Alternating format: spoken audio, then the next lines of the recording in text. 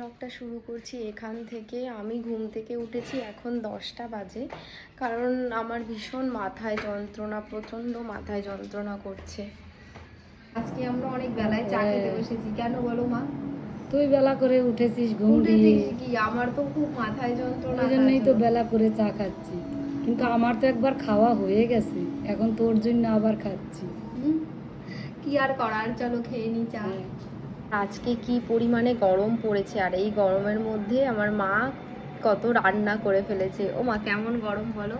ভীষণ গরম, গরমে থাকা যাচ্ছে না। আর আমাদের রান্নাঘরটা ওপরে, মানে বুঝতে পারছো আমাদের রান্নাঘরে কেমন গরম, আর আমার মা এই গরমের মধ্যে কি করে যে রান্না করে, মায়েরাই শুধু পারে এরকম করতে। আমার বাচ্চা, সোনা বাচ্চা।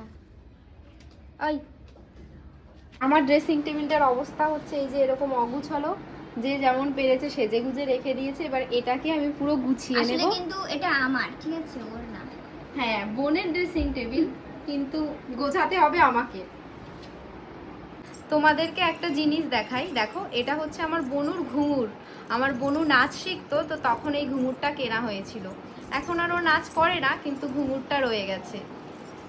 এইগুলো হচ্ছে আমার বনুর ইয়াররিং। ও যেহেতু ছোট, ও বড় বড় ইয়াররিং পরে না, তার জন্য ওকে অনেক ছোট ছোট ইয়াররিং কিনে দেওয়া হয়েছে। তো এইগুলো হচ্ছে ওর সমস্ত ইয়াররিং। এগুলোকে আমি এখন এই বক্সটার মধ্যে অর্গানাইজ করব। বক্সটা কি সুন্দর কিউট, তাই না? তো ইয়াররিংগুলো এই দেখো অর্গানাইজ করা কমপ্লিট। তো এবার এটাকে বন্ধ করে দেব। ও এই দেখো ড্রেসিং টেবিল গোছানো কমপ্লিট হয়ে গেছে। তো কি সুন্দর কাঁচটাকে ক্লিন করে দিয়েছি। কাঁচটায় কি পরিমাণে ধুলো পড়েছিল, তো এটাকেও মুছে পুরো সুন্দর করে দিয়েছি। এখন সুন্দর একদম চকচক করছে মুখটা।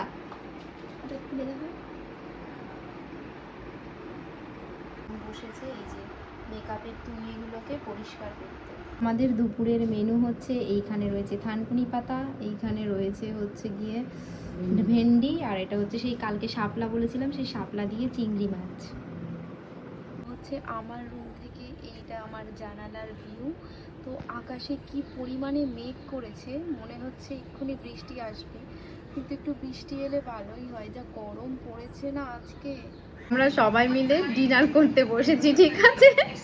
এবার আমরা যেখানে ডিনার করতে বসি তার উপরে একটা জিনিস আছে, দাঁড়াও তোমাদের দেখাচ্ছি।